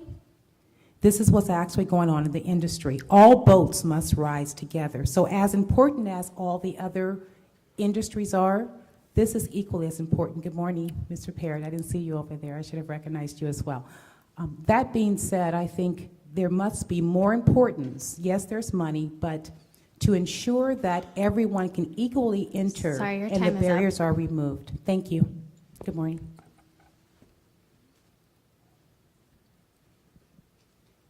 I believe public comment has ended. Thank you. So the question's been called. I'll have the question read back to everybody so they know what they're voting on. So this motion is for reconvening or creating subcommittees on equity, laboratory testing and delivery, and having the subcommittees meet prior to the full advisory committee meeting in LA.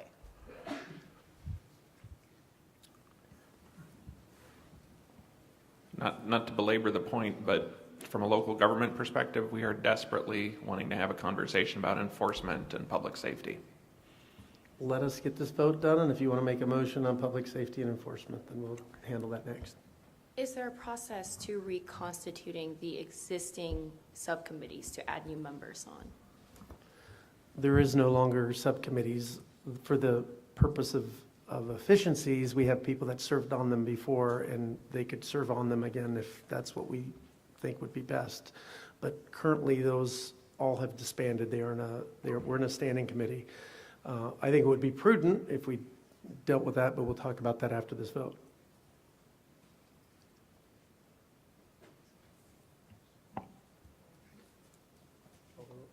Call the roll. Boboian? Aye. Cermak? Aye. Dombrowski? No. Farrow? Aye. Heidelback Terremoto? Harada? Aye. Bless? No. Lynch? Nevdal? Nikita? No. Ron? Aye. Stevenson? Abstain. Sweeney? Aye. Todd? Nay. Williams? Nay. Woolsey? Aye. Wu? Nay. And you? Aye. Motion passes. Okay, is there any other motions out there? Mr. Well, Ron? not surprising. I'd like to make a motion to reconvene a meeting for the public safety and enforcement topic. I'll second it. Comment?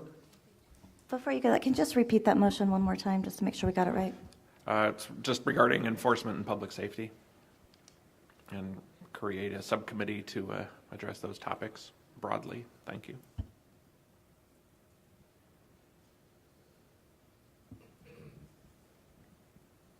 We have a second, Boboian. Second. Comments? Anybody on the committee? Seeing none, public comment?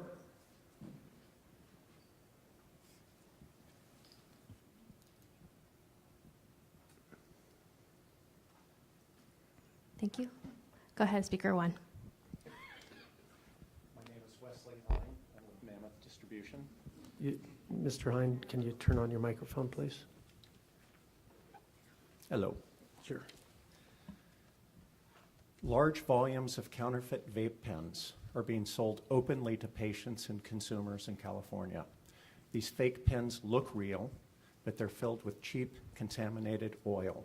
They're falsely labeled with results claiming that they have passed California's stringent testing requirements. Patients and consumers are buying these dangerous products, believing them to be safe and authentic. This is what happens when they're actually tested. Sample 1, 92,000% of the limit for mycoblutanol, 67,000% for propylcozole. I don't think I can say it. I certainly don't want it in my body. Sample 2, 66,000% for mycoblutanol, 7,000% for bisenzante. You get the idea. Because of the significant threat to public health, there is a legal and moral imperative for this advisory committee to tackle this issue. I very much support an enforcement subcommittee to take it on. In addition to the public health issues, these cost tax revenues, feed the illicit market, and it goes without saying counterfeiters are not following the Cal OSHA rules, labor rules, social equity, and other priorities of this committee. This is a big problem. There are currently over 1,000 illicit shops and delivery services advertising counterfeits on weed maps alone. Sorry, your time is up, sir. Thank you. I have a report I'm happy to share on this problem. Thank you. Thank you. Any other public comment? All right, thank you. Seeing no additional public comment, call the roll. Baboyan? Aye. Cermak? Aye. Dombrowski? No. Farrow? Aye. Heidelback Terremoto? Aye. Harada? Aye. Leff? No. Lynch? Nevdal? Nikita? Ron? Aye. Stevenson? Sweeney? Aye. Todd? No. Williams? Woolsey? Wu? You? No. Motion passes. So are there any other comments on item number 6? Can we just make sure the report that the past speaker referenced, if that's given to staff, we get that distributed to the membership as well, please? Speaker had referenced a report that he had. I'd be curious to, if he can provide a copy to the staff, if we could get a copy distributed to the membership. I'd be interested in seeing that. Yeah, afterwards, since you don't have enough for everybody, we can't, pass it around. So if you can get a copy to the department staff, and they can make copies and make sure we get it. Thank you. Right, and then we can include it in the materials we received at the meeting. Mr. Cermak? I move that we turn on my microphone. I move that we reestablish the Public Health Youth Subcommittee, and that it meet at a time to be determined by the chair of that committee and the chair of that subcommittee and the chair of the full committee. Do we have a second? I would be willing to consider seconding that motion if the originator of the motion would consider adding a cultivation subcommittee into that as well.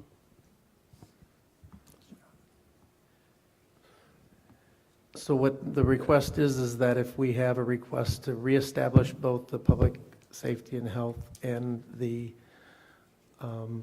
cultivation committee to be allowed to be scheduled at a time that works with the chair of the subcommittee and the full chair. I think I'm going to deny that request for the purpose of trying to come to a clear, clear point of reference of whether or not this committee as a whole supports the idea of a public health subcommittee. Well, Or is it, was there a second? So is there a second for the motion? I'll second. Okay.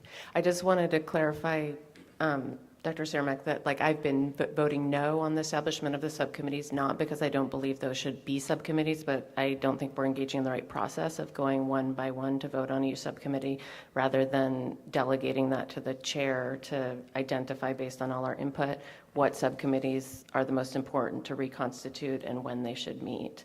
So I do support the establishment of a youth public health subcommittee, but I'm voting no because I think it would be a better process to have the chair reestablish the subcommittees. And Madam Vice Chair, I agree. Now I'm stuck voting no on all of these, but I do support these subcommittees, but so much of our time is spent on these types of issues, and the public is here with concerns they want to raise, and so I'm just all for operational efficiency if we can achieve it. Thank you for your comments. Appreciate them. And I have a point of clarification. So I too am concerned about continuing to vote on each individual subcommittee while supporting public health. And so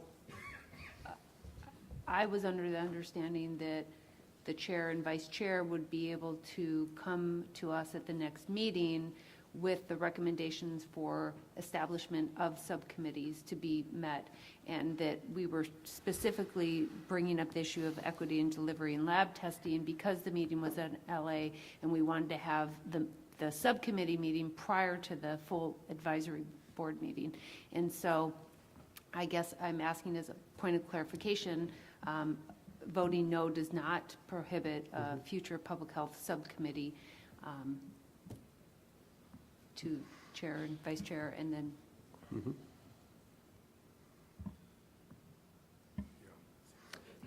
I'm understanding your points, and I made this motion only because it sounded like we were on a roll in that direction.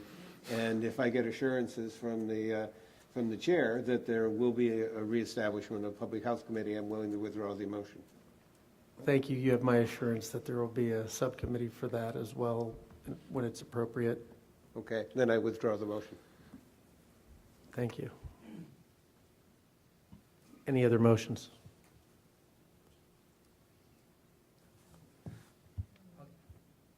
I'll give the Cultivation Subcommittee the same commitment. I happen to be on that committee as well.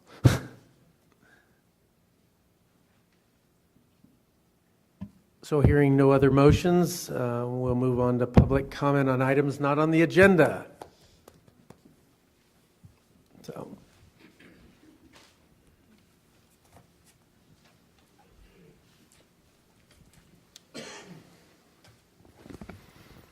Go ahead, speaker one. Good afternoon. Can you hear me? Good Yes, afternoon, Susan Tibbin. We respectfully request that the CAC immediately impanel a subcommittee to evaluate the regulations and determine if there's room to reinterpret the statute in such a way as to incentivize operators, make the regulations less onerous without compromising health and safety. There is an extenuating need to make things less expensive for the operator, licensee, and regulatory agencies. There is bandwidth to create a new license within the statute. A cottage microbusiness, a real microbusiness, would incentivize thousands of small operators who are being forced into the alternative market. Articles in the New York Times, the Wall Street Journal, and the San Francisco Chronicle bear this out, as does a report from the field. Not only are small operators shut out, but non-cannabis related businesses are laying off employees. They're seeing drastically reduced receipts, and they paid less than half of the previous year's taxes, as borne out by documents we've submitted to you and will continue to. The economic and social unintended consequences are drastic in the rural northern counties. We are replicating the Northeast U.S. We're engendering similar problems when there are no jobs and people feel shut out. Please note that all of those small farmers who were at the Governor's Blue Ribbon Committee in Garberville 3+ years ago are not in this audience. Thank you. Thank you. Ms. Tibbins. Speaker 3. Hello again. Hello. Can you hear me? Yes, Bill. Okay. Dale Schaefer again. I apologize for my previous performance. I tell my children it's Alzheimer's, and I hear there's a cannabis product for that. What's happened recently is an interpretation of the product versus final packaging. And for the purposes of the committee, I would ask that you consider looking at definitions for the final product versus final packaging, because CDPH has taken the position that a vape cartridge is not the product but the final package, which then requires that you attach the label of the cannabis leaf on it. And so as someone who's asked to advise retailers and distributors who are wanting to know logistically how do we do this, guidance through the regulations, and if I could request from Ms. Ajax maybe some guidance from you, what do we do logistically within the industry, retailers? This may be a lot of their cash flow. And if July 1 have to do something with thousands of vape cartridges, what do we do with them? Can you take them back, remediate, things like that? For the quality assurance, what's it going to mean? You have to look at individual cartridges to see if it qualifies, it passes quality assurance once there's a COA. And then what about things like pre-rolls? Do you have to put something on them? Are they the product or are they the final packaging? Some of this may be brainy a bit for regulatory change, but it's realistic problems for those trying to survive in the industry. So thank you very much. Thank you. Speaker 1. Good morning. My name's Scott Judd. I'm an owner of a local indoor cultivation operation. One of my concerns was with the delays with permitting. We're in the process of getting permitted right now. We filed with the city. One of the problems is that they're telling us that it's going to be 3 months until we get our permit approved. Then it's going to be another 3 to 6 months that we're saying from the state. Now that's $21,000 a month we're paying in rent to our building because of the increased prices of the real estate value. So now we're looking, if it's 9 months, that's about $180,000 in rent that we're going to be paying. We haven't operated at all, and we have no revenue going to the state. We're not generating anything. And if you want to talk about equity, Mr. Sweeney, I think it's tougher for even some of the populations that are more affected that don't have money backing them. That could be a concern for them as well, the amount of money that it would take to weather that storm. So one of the concerns I had is a temporary license. I know that the official temporary permit has ceased, but maybe something that could be created now to let operators go in there where they're not taking huge times where they're not able to operate and able to generate some revenue and keep their employees and their operation running. Thank you. Thank you very much. Speaker 3. Hi, Paul Hansberry again. I want to echo what my colleague Susan Tippins said. We've done the research with the small communities in Northern California ourselves, interviewing business owners. It is taking an economic toll in these communities. They're going to dry up, turn to dust, and blow away, as one business owner said. I sincerely urge that we reevaluate the interpretation of the statute so that it's not influenced by people with a lot of money, so it's not influenced by lobbyists and well-heeled operators, that the industry was started by the small farmer. The idea was that these regulations were to regulate an existing industry, not create a new one with the regulations. The small farmer, a true microbusiness, if you look at the statute and interpret it the way, from the point of view of a small farmer, instead of from a large operator, I think you'd do a lot of good for a lot of thousands of people, especially in Northern California. So a true microbusiness would be really, really helpful for everyone, and it's what everyone expected. Whenever I talk to people, no matter what level of legislative or people at the Department of Public Health, they say, well, there's nothing for the small farmer. They said, well, there's the microbusiness. No one knows. Everyone just assumes the microbusiness is something for the small farmer. They don't know what it is. I just spoke to someone from Business and Professions. Thank you, sir. And they didn't know. Please consider the small farmer. Thank you. Thank you. Speaker 1. Hi. Oh, am I on? My name is Kelly Chislano. I am director of Pure Life Collective in Diamond Springs. We're a Foothills retail facility, and we been working with you guys throughout the year, and everything has been great. Moving into the annual process, I would just like everyone to, being that we are the previous speaker spoke, we are kind of started from the micro business model. We didn't quite qualify for a micro business through to the state to be able to keep our county, follow our county guidelines and the state guidelines. We didn't meet all of the requirements for that. And just as you guys are creating, I know that we already have our annual numbers established and taxes and stuff, but we not having investors and being starting as a small farmer and having our own small retail facility, it is difficult for us to keep up with everything and we are being threatened by the bigger players, like he said, that have the bigger money. And so, I know you got to keep it even for everybody across the board, and you can't just, but that's my comment. And thank you guys for all the hard work you've done. Thank you. Speaker 3. I'm Natasha Sokolowski, DNM Compassion Center, Clear Lake. I wanted to kind of go off of the comment on the small farmers. It is very urgent that the small farmer is considered, because especially the ones that are making sure they're taking action to ensure safety in their soil and in their cultivation practices. It appears that we are reaching many blockades, and it's becoming disabling for many of us, very disabling in our process of ethical family movement and functionality within our businesses and within our communities. So please, if you can move forward with helping us ensure safety in our own practices and trusting in us in our ethical commitment to make things safe for the public. Thank you. Thank you. This will. Oh, no, go ahead. Just for the efficiencies, if any of you think you're going to speak after this gentleman, please come up. There's a couple extra chairs, so that way you're queued and ready to go. Hello, I'm Patrick Griffith with Ocean Grown Consulting, and I would just like to reiterate pretty much what everyone else has been saying today. As a consultant, I get out there and go to a lot of these facilities, and I see both sides of it. I see the people putting in a lot of money, and I see the people who are just trying to start out their businesses. And my concern is for California. We have a lot of big businesses coming in here and replacing people's jobs with big machinery, and they're all focused on trying to get, how do we maximize profit, how do we get rid of labor, how do we do this?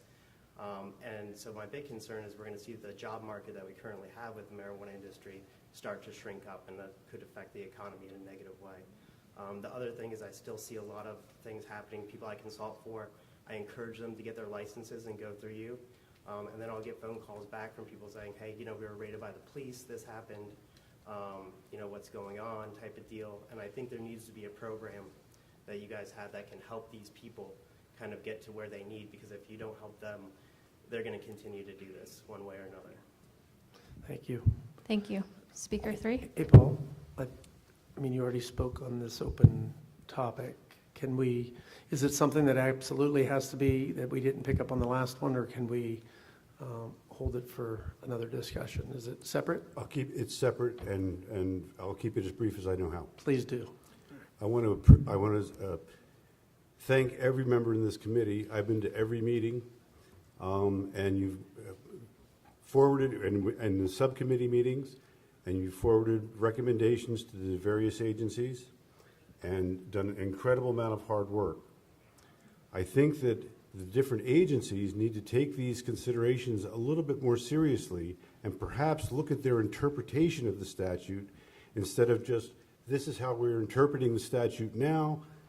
I'm sorry, we can't do that because it's a statutory issue. If they would take a closer look at these recommendations, which is what this board is for, what this committee is for, and perhaps look at it from a different point of view, we might get a little bit more progress from these recommendations. Thank you. Thank you. Well, seeing no other speakers, the item number 7 closes. We move on to item number 8 for future possible agenda items and actions on creating new next meeting agenda. I think we had a lot of conversation on subcommittees and such. Is there anything new that people feel need to be on? I will assure you that I will look at the list and try to make sure that we have a meeting that is both full and rewarding, and that we have ample time to discuss the work of the subcommittees. I mean, one thing is that since we don't have another meeting before those subcommittees will meet, if there's specific agenda items that need to be on the subcommittee meetings, so that the subcommittees will be able to discuss all the issues that they need to, might be something for folks to raise now. At any point, can we expect to hear from one of the agencies in terms of just how the program is doing from their point of view? I think that would be a great request to get a state of the state report from each of them, actually. I don't know that we could do them all in one meeting, but I think that would be great if we have at each one, at least one of them talk about what they're seeing that's going well, what they're seeing that could go better, and then what role we could possibly play in assisting with that. I think that would be helpful, as we are right now debating all of the things that we want to work on and what's important, but we're kind of in a vacuum because we don't know. And I want to then reiterate something I've been saying in prior minutes, is asking for, at what point do we start getting data, right? So that we can start trying to measure progress. Because without data, we're all, stuck with our opinions of what works and what doesn't work. So, and especially as we roll out, track and trace and things like that, I mean, this is the perfect time to talk about what type of data can we pull from the system and share with the public. So I just put that out there for BCC to think about. Just one quick comment on that. We all have license searches and information on licensees, but just understand that when it comes to track and trace, the specific data in track and trace, the statute actually makes it not public.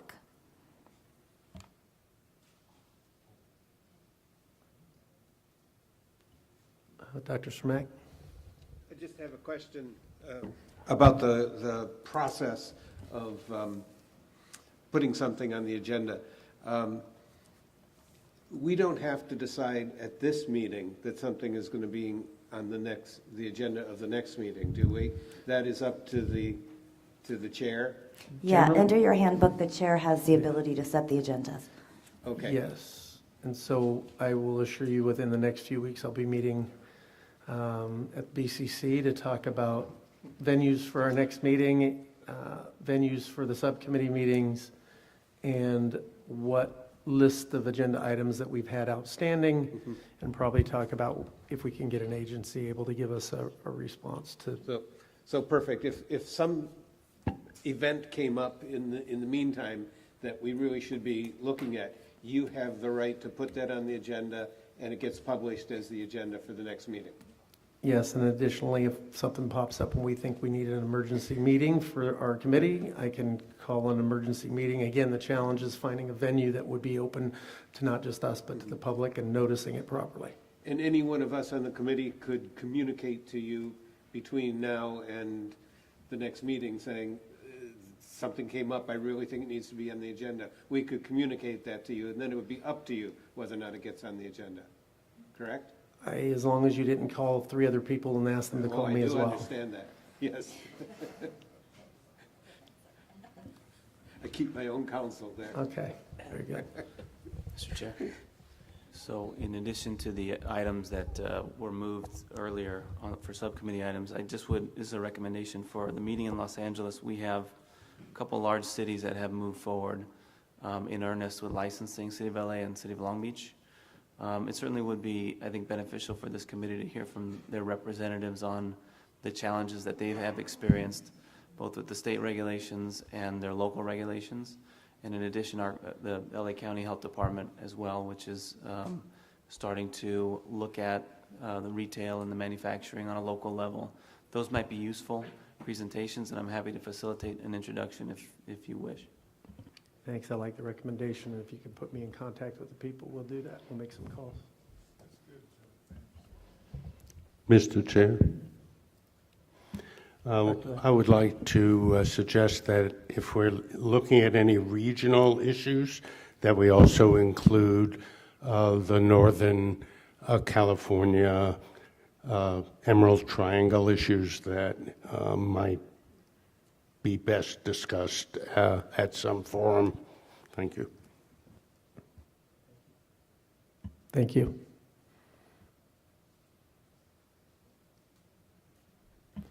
Well, seeing no other comments or recommendations, public Can I comment? just make one more plea for my original one? So just in the past, since we have the subcommittee meetings now established, but the subcommittees are not going to be able to discuss an issue unless it's agendized. And there's no other time where we're going to get input onto how to agendize the subcommittee meetings before they meet.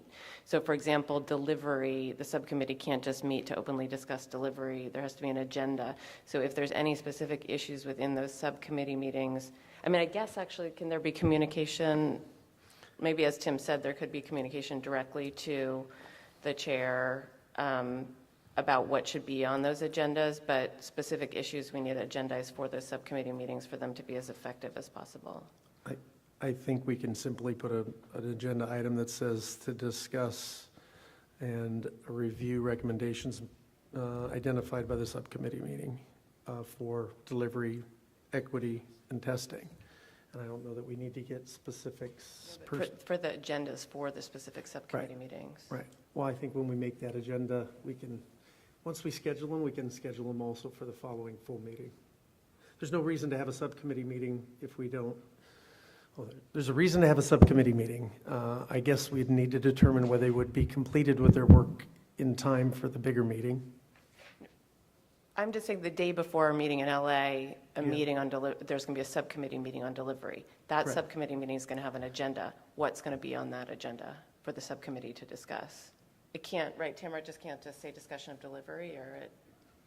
Right, your subcommittee meeting has, you can't just generally say the delivery subcommittee meeting is just talking about delivery. There's going to have to, you have to have a little bit more specificity, like we did with the prior subcommittees. Right.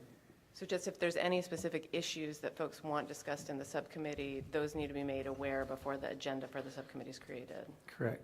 Yeah, generally on the equity, if we can keep it as broad as possible, because it does have a lot of things to touch on. On the delivery, a lot of it really has to do with AB 1530 and the cities being able to control or not control. So, well, however you feel appropriate to break it down, but those are the general intents of both subcommittees. So we'll try to get 3 topics per subcommittee that would be addressed, and then having items not on the agenda for you as well. So that way you have some opportunity to raise issues that were not on the agenda, I guess, in your report.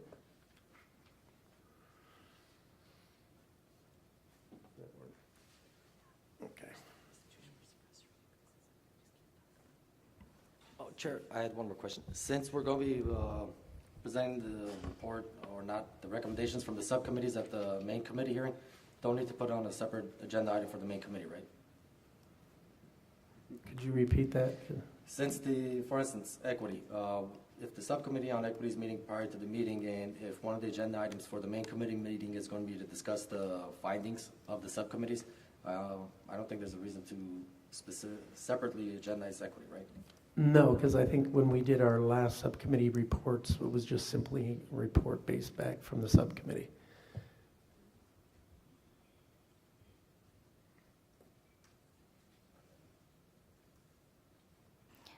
All the agendas would require the same level of specificity under Bagley-Keene that we've employed in the past.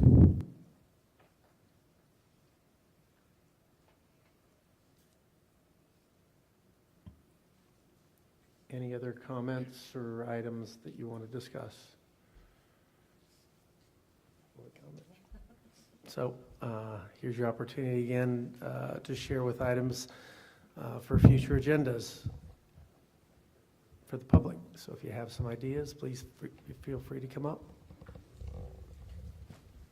Go ahead, speaker 1. Again, Kelly Chisano, is it on? Yes, sir. Okay, sorry. Kelly Chisano, Pure Life Collective, Diamond Springs. An issue that I don't know which subcommittee it would fall under, or if it's the general meeting, but something we have dealt with that's, I'm sure, an industry-wide issue is banking and the lack thereof. I've reached out to you guys at the BCC. You guys directed me to the Department of Treasury and really got nowhere with it as far as they gave me the recommendations, but there is no solutions other than out-of-state or banking management companies that want essentially a percentage of your business, right, just to manage your business. So that is something that I know from my point of view and other operators, everybody I talk to, either they don't want to tell me their secrets or they don't have them. So if that, and then on another subject is, I feel it would go into enforcement, would be the non-permitted or non-regulated shops, and that Weed Maps is still advertising competitors of mine, and they're able to not pay taxes and undercut our prices because they don't go through you. So if that is, I know it's not, we're in a rural area, but I know in the bigger metropolitan areas, that's a major issue, and like the counterfeit stuff that was talked about earlier. Thank you guys again for your time and work. Thank you. Speaker 3. Patrick Griffith. I would also like to propose that we put on the agenda, it might go under the public health and safety, but I'm not sure. Somewhere to talk about initiating a program that helps people get through the licensing and kind of gets rid of some of the blockades that are in their way to obtain your licenses. Great. Thank you. Thank you. Speaker 1. Hello, Dale Schaefer. I'm an industry attorney. I'd like to request that a committee be set up, or that all committees please consider the environmental impact that this industry is having right now. We've gone through several periods of time where people have tried to pay their bills and satisfy regulations, and the last thought was the environment. Exit packaging was just one of those nightmares. We have issues with destruction of these vape cartridges. We have issues with cultivation waste, what's it done with it, biomass post-extraction, post-winterization waste. There are multiple layers of environmental questions coming out of the industry right now, and I would request that a specific committee be looked at to address those across all regulations and integrate with what's out there for waste management right now, and for secondary value to some of these products that are post-extraction waste. It's one of those examples. What do you do with it? Throw it in the landfill, turn it into something. What can you do with it? Right now, the environment seems to be the lowest priority for the regulatory market. And for those of us as children and grandchildren, I'd like to see it be a little higher on the agenda. Thank you very much. Thank you. Thank you. If you have a public comment, please come and take a seat at the table for us. Yes, Susan. Yes, Have go a ahead. seat. Good afternoon, Susan Tibbin. My comment is piggybacking on the very last person who spoke. And everyone on the committee may not be familiar with what people who see themselves as stewards of the land actually do environmentally. So it's interesting to note that the vast majority of small farmers that we work with and have worked with for many, many, many years really do see themselves as stewards of the land. Most of the farms are indeed organic. Most people are doing as closed system as they can. And so if we are truly concerned about the environmental crisis we are facing for our children and grandchildren, it would behoove us to incentivize people who really are taking care of the land, who had nothing to do with cartel grows in the forests, as opposed to continuing to incentivize huge operations, which frankly, there's very little way for them to be as environmentally responsible as those of us who have smaller farms can do and are doing. Thank you. Thank you. Speaker 3. Hi, me again. My former comment was in favor of the Enforcement Committee. I'm new at this, but I also want to make sure that it also applies to going on the agenda for the next meeting. Also, I distributed or handed out, it's an abstract of the report. You're right, the report's a little too big, and so after I'll find out how to get it to every member. Thank you for considering this important issue. Thank you. Thank you. Well, seeing no other comments, we are on agenda item number 9. I'll entertain a motion to adjourn. Second. Move adjournment. Second. Thank you.